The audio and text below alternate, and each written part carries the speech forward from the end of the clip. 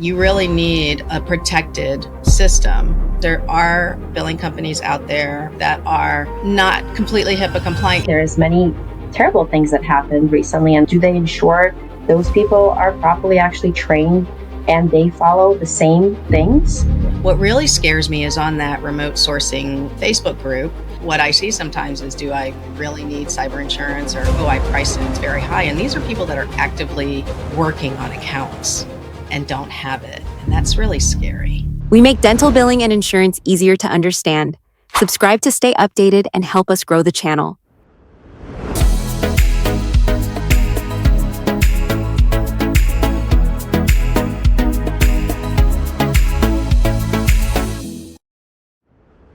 Managers, if you're looking to move things over. The problem with this industry is that there's a low barrier to entry, but it's also the greatest thing about this because you can start a business. The problem is there are billing companies out there, we talk about this on Dental Revenue Network, that are not completely HIPAA compliant. Either they're unaware or they haven't invested in the software. They might be using a shared computer, like a family computer perhaps, or maybe a computer that they work on their other offices with, or like maybe they're employed at an office, but doing this from home. You really need a protected system.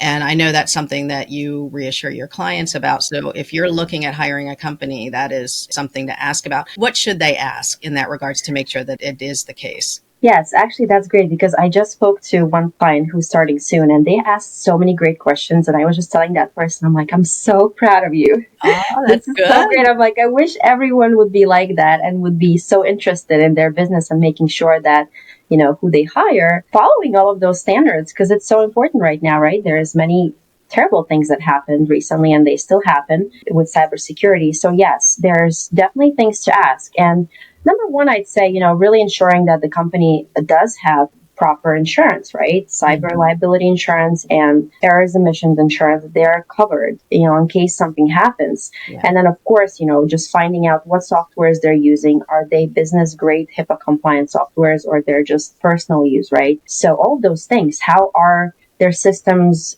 for the people that work for them, right? Do they ensure those people are properly actually trained and they follow the same things? Yes. Or is it, like you said, someone working on a family computer, you know?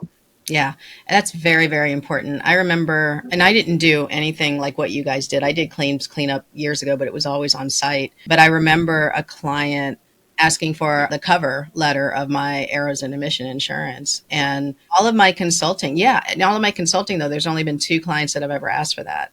And it's kind of a shame because doctors, like, they were just trusting that I had insurance, and I could have gone and completely messed up their systems. And, you know, it's almost like not calling for references on employees.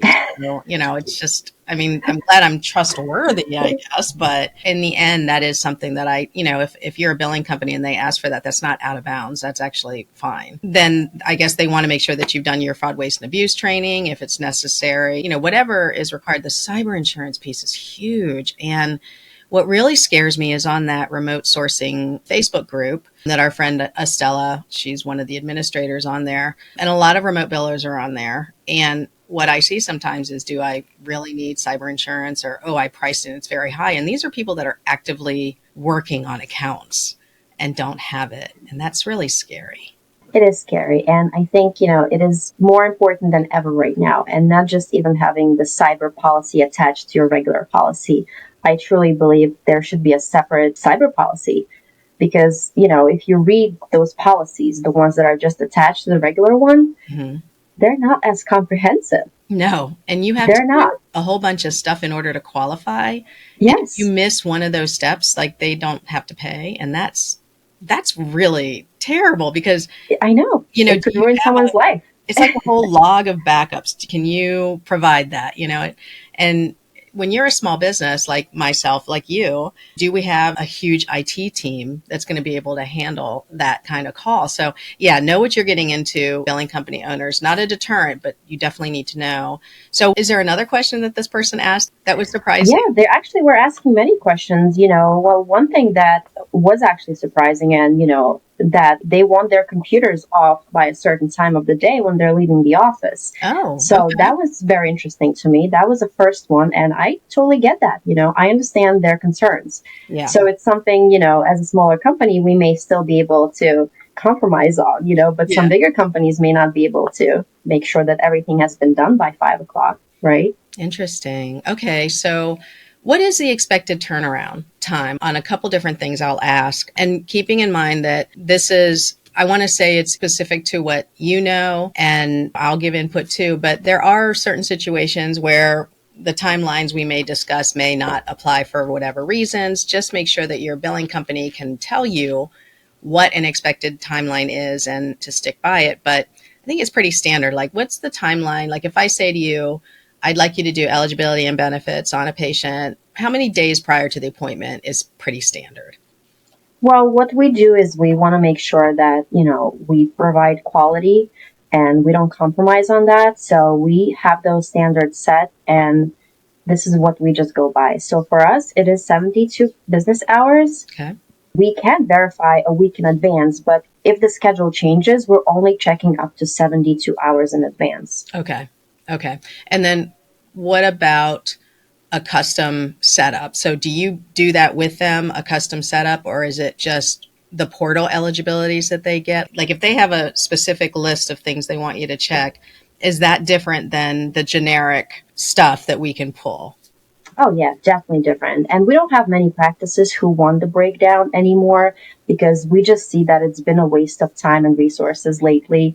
It kind of ends with when it gets uploaded by us into the DocuCenter and then nobody checks. So, if you're paying $15 per breakdown and now nobody looks at it and still, does all of the services that are not covered and not charging the patient their copay, like, what's the point, right? Mm-hmm. So I actually just did a video on that Okay. a few days ago, and I talked about it. And it's not a popular opinion because everybody wants the breakdown, right? They want the same standardized version. But then do we look at it? Do we really check everything on there? Like, if we're not, then it's a waste of money. So, doctors, this is really important because if you have an office in which you are really good at giving co-insurance estimates and your office is truly a treatment planning office, then this is worth it.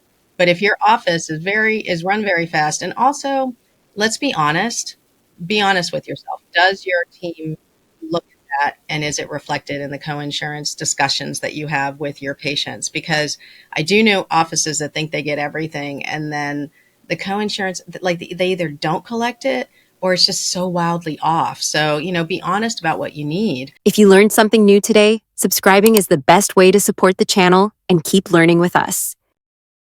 Would you like to hear more? Follow the link for the full episode.